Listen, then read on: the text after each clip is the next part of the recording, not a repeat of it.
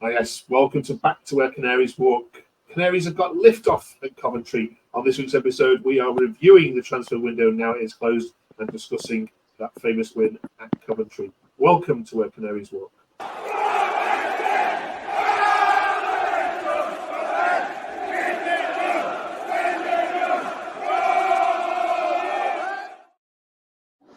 Yay, the holidays are over and the full team are back. Welcome, Matty, Liam, Owen, Oliver, and Jacob. This is going to be a lot happier talk, I think, hopefully this week. Welcome back. And we're asking you this week to also review the transfer window for us. What grading out of 10 are you going to give the business that Norwich City have done now that the window has closed and Josh Sargent didn't go anywhere? So I'm sure you're all going to give it a 10 just for that reason. We're also asking you for your worst away day experiences. Right, let's jump straight into it then. Matty, kick us off. Review that Coventry win.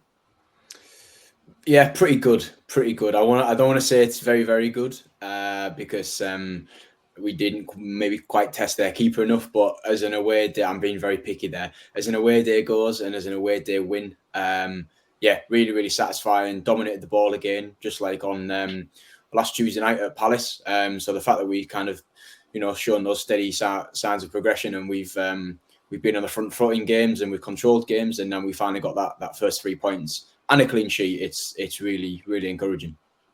Yeah, how much is the clean sheet down to the defence, in particular, Liam, to Mr. Doyle, who we keep mentioning on this channel, but some player for you, isn't he? No, he's brilliant. He's so comfortable on the ball at such a young age. He can pick out a pass as well, and he sort of got that leadership quality about him as well. With such sort of, I mean, you can say he's inexperienced in a way, but he's got the championship. He's brilliant. Duffy was brilliant on Saturday as well, which I didn't think I'd be saying that, but Duffy was good. Stacey was good, and the left back was good as well. It was sort of solid from minute one. Yeah, absolutely. Owen, we'll come on to make my take in a minute, and I've got one from Mark Robbins, but generally he wasn't very happy with Norwich, saying that you were essentially calling you a right dirty side. Did you see that dark arts from your team, or is he talking nonsense? No, there's nothing in the challenge. It's the one on Doyle on the winger, and there's nothing in it. It's a clean tackle. Very good one from Doyle. Were you impressed, though, with just don't often come away from home clean sheets, Norwich, let's be fair, do you? So were you happy with the way that you rode that out, especially in the latter stages of the game? Yeah, it's difficult not to be happy with a clean sheet away, especially when you're coming away with all 3 points as well. Oliver, which players in particular stood out for you? We've mentioned the defenders, but from an attacking point of view, who's impressed? I thought when Schwartu came on, I thought the game changed when he came on. I thought, he's 18 years old. He just seems so smart on the ball.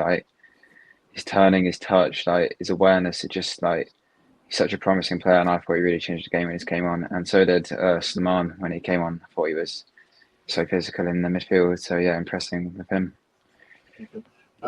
Jacob, Coventry fans were saying that Norwich were nothing special in the first half. Did it taking you a while to warm up to that? Did you fear in the first half this was probably going to slip away from you? Yeah, the first half wasn't impressing, to be honest. Coventry had many chances. They were getting forward really quickly, but we shut them down defensively. Obviously, Callum Doyle, as we've mentioned, did amazing. Duffy as well, blocked a few shots. So, yeah. Let's have a look at some takes then from the game, and couldn't find any negative ones this week. So, yeah, it just shows it's improving. Here's Rick Mateo.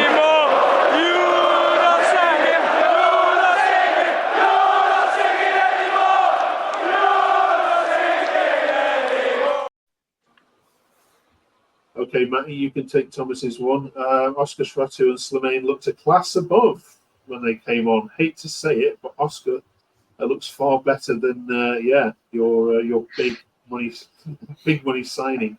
I would just say his name. I'm glad you glossed over that. Go on, help me. How do we pronounce it? Go on. As far as I'm aware, it's Cernak. We'll go with Cernak. From what someone please correct me if I'm wrong in the either in the comments or one of the boys here. But Anyway, back to the take. Yeah, he was good. He was really good. Schwartz, I might be butchering his name as well, but he looked really, really good. He looked good again on I've referenced Palace already, but he looked good then as well. Slimani did well. He had a bit of physicality. I don't know if it's too early maybe to be saying that a young 18-year-old's looking better than I know Cernak's only young as well, but it's a bit early to be kind of maybe not writing players off, but kind of leveraging too much one or the other. But yeah, very impressed with them both when they came on 45 minutes. Yeah. Liam, we've already addressed this, but it's finally a Norwich side that doesn't sit back and roll over when they're in the lead. If we are still in a transition period, we have many reasons to be excited about the maybe not so distant future. Me and you have chatted for nearly a year now about Norwich, and must have He's got that excited. He's got that excited. You've lost him. Owen, the word excitement of Norwich is something we're starting to see a lot more of in tweets. Why? Explain to me as a neutral. I try and watch as much of Norwich games as I say, but is the football exciting to watch, or is it a bit step too far? It is exciting to watch. I think something that I've heard online is people saying that we're sort of horseshoeing it a bit too much, playing around the back, but that's just waiting for opportunities to open up in the forward areas, and we seem to take those spaces quite well, especially with Doyle again pinging passes over the top. Okay. And Oliver, one more, if I may. This is the one I mentioned. Doyle has left one in Tatsu and hit his ankle. Absolutely nothing happens. I mean, I've watched it myself. My view of it is that he is talking nonsense. But how did you see that particular incident? I mean, I absolutely love that from Calendar. I just love a nice aggressive sliding tackle. I think I almost wanted to celebrate it like a goal when I saw it. It was just a thing of beauty, in my opinion. And there was nothing in it. It clearly won the ball, and I think I've been wanting a bit more aggression from our defence for so long. It was just so nice to see that. All right. So international break now. Then 4 games done. The next 5 are quite interesting. Jacob, let's have a quick look at them. Swansea away, which is winnable. Watford at home, which might be winnable. Derby away, which could be winnable. A Leeds game at home, and another home game to finish off with against Hull. So apart from Leeds, your fixtures are all right, aren't they, when we come back? Yeah, they're all right, to be honest. I think we can get at least 9 points from them if we play like we did against Coventry and we improve the play a little bit as well, maybe scoring a few more goals. Isn't it time you did one over Farker, though? He's kind of had your number, hasn't he, since he left? Is it about time, Matty, that you did one on him? Yeah, lots of people. No, go on, Jacob, go on. Oh yeah, lots of people are saying on Twitter that our new manager reminds us of Farker, obviously, the play and sort of stuff, and how we scrape like wins sometimes that we did against Stevenage, for example. Okay.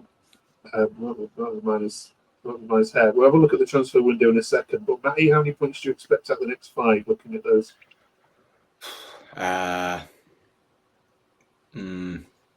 10. Is that being very optimistic? Is that being very, very optimistic? Few wins, get a point, maybe lose one of them. Probably the Leeds one, given Farker's record against us. Just going back to that point, yeah, he's a good coach, isn't he? He's a good coach, especially in the Championship, Daniel Farker. So it doesn't surprise me that he's managed to get one over us. The difference now, though, just to kind of finish on that one maybe, but the difference now with our coaches since he's left is I kind of feel like maybe I'm getting ahead of myself. It's a bit early for this, but we are a better coach side now under Jonas Hoftorp than we were under Dean Smith and we were under David Wagner. So it'll be interesting when these two coaches meet each other, and the style of football is quite similar. And yeah, it'll be a very fascinating game on for sure on a Tuesday night. All right, let's get your views then on the transfer window, which closed on Friday. Josh Sargent, we were worried about leaving this time last week, so we'll move quickly on from that because he's not gone anywhere. Let's look at spendings overall. If we look at the spendings in the league, does it surprise you, Owen, that you are the 4th highest spenders out of all 24 clubs? It does, yeah.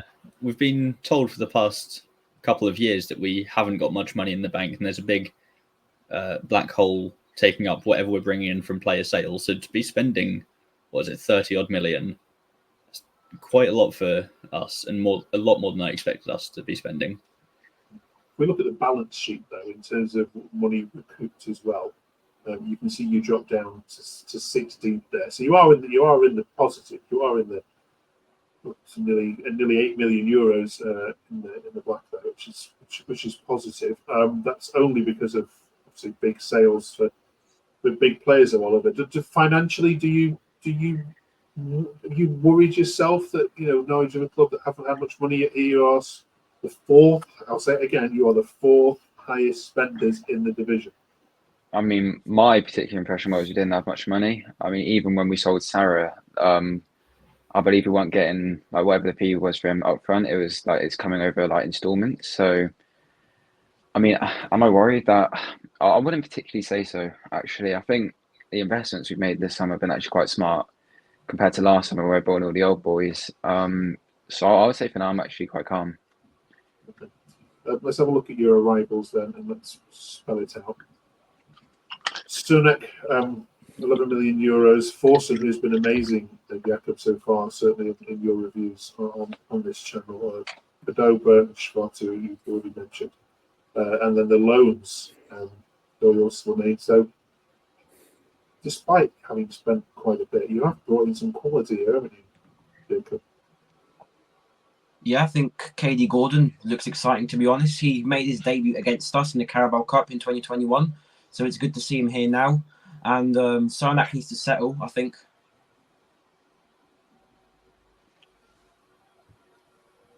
Oh, seems to have lost you there, Jacob. Oh. Jacob, a second. Matty, who stood out for you on this list so far?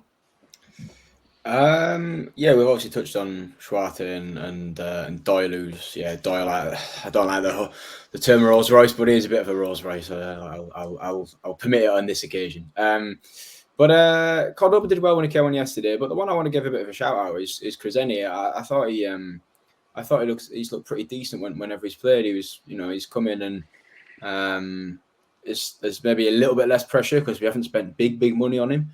But he's obviously still a young lad, and if you look at all of these players that have come in, barring Cordoba and Slimani, they're all 21 and under. So, and even then, it's just been mentioned there about us bringing in old boys, as it were, in previous windows. The average age of the lads that have come in is really encouraging. We've got a bit of direction. We've got a manager with a philosophy and a way he wants to play, and a type of player that he wants to coach and to play for the shirt. So really good win there, I think, and not at all bothered by the spend, and the fact that we're still at the positive is speaks volumes of the work that Nappa's done in terms of some of the departures. Yeah, and that leads us nicely on to the final review of this then, the departures, and of course Sarah is the reason you are in the positive, Owen, with the €18 million recouped there, wasn't with Celtic. Are there any on there that you look back on and go, oh, perhaps we should have tried harder to keep, or we might have given better deals to? Do you feel you've missed? Are you going to miss any of these? What they give to the club? One that didn't really do too well for us, but I would have loved to see given more of a chance is Schollis. But that's nothing we could have really done this season, seeing as that was a deal agreed last year. But out of the departures this year, I would have liked to see what Kamara could do for us, but he didn't want to be here, so I'm happy we got the money we did for him. Oliver, any others on there that you would say we should have tried harder to keep or given better terms to, if possible? I actually did quite like Sam McCallum, and he wasn't always like the best performer for us, but it would have been interesting to see him under, obviously, Hoftorp, but, I guess he didn't want to stay. And to let him go for a free as well was a bit disappointing, but, I'm not extremely unhappy about it. Okay. All right, then one last question about this one. What grade do you give it? Before these lot give their answers in the comments below, we'd love you to hear your comments and whether they've got this spot on. So, Jacob, starting with you, 1 to 10, 10 being that's really better. I'll say a 9. Definitely a 9. We squeezed out as much money as we could have for Kamara, Rowe, and Sarah, I'd say maybe more for Sarah we could have gone for. And then the arrivals as well, they look promising. Young players is what Hofthorpe wants as well. Matty? I've got an 8. I agree on the departure side of things. We've brought in some good players. I would have liked us to have signed on a permanent, a real solid holding midfielder. Then it would have been a 10 for me or a 9. But I'm happy with an 8, yeah. Owen? Yeah, I think echoing what Matty's just said, if we'd have brought in a permanent holding midfielder, then that could have boosted it up a bit more. But I think maybe we'll see what Slimani can do. Okay. Although positive so far, Oliver, are you going to go lower or can you give us a 10? I'm gonna go for an 8. I think it's definitely a positive window, 100%. But like the guys have said, a holding midfielder, I do think that would have really just boosted up to like 9, 10 for me. Right. Well, Swansea we go to then on our travels next, a ground where we've quite a lot of success at recently. What's been the worst away day trip for you as a Norwich fan? Put this in the comments below. Starting with you, Matty, can you remember any that stick in the memory that you just want? Yeah. Yeah. And do you know what?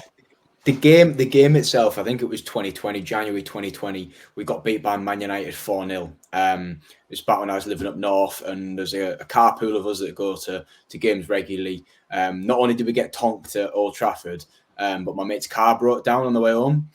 So we were pulled up on the side of the M62 or something in the dark, in the rain, feeling sorry for ourselves, cold, wet. And long story short, we got home at 6 o'clock the next morning because of the breakdown vans picking us up. So that's probably, I mean, you look back and laugh now, it's good, it's funny. But at the time, in the moment, it was awful. So that'll take some topping for me as the worst away day. Character building, I think they call it, don't they? Owen, what sticks in your mind when I say what's the worst experience you've ever had in your shirt? I'm going to have to sit this one out. I'm still yet to go on an away day. Okay, there it is. Oliver? I think one that is memorable is Tottenham. I mean, the Tottenham Stadium was brilliant, but we got battered 3-0, and the traffic in London was ridiculous. I just remember sitting there. It was like 2 hours, and it was not fun, especially after it was late to kick off as well. It was just oof. And Jacob? Thing is, I haven't been to many away days, but out of the ones I've done, Leicester City away last season, we lost 3-1. I think we scored a good goal from a corner, to be honest, but we were just rubbish, really. The second half, attacking-wise, was horrible, but the day out there was pretty good. We explored the city a little bit and then got back on the train. Okay. All right. If you can beat any of those stories, comment below, and we'll be happy to read some of them out when we meet again. And when we meet again, it'll be in 2 weeks' time when we review the Swansea result. Till then, enjoy international break. One final question to you all: club or country? Norwich promoted or England winning something? Matty? Norwich every day. Owen? Norwich has to be. Oliver? Yeah, Norwich, no doubt. Full set, Jacob? Yeah, Norwich. Don't know why I asked. All right. See you all after the international break. Canaries are flying. Good to see some smiley faces on this channel. Cheers, fellas. Thank you. Cheers.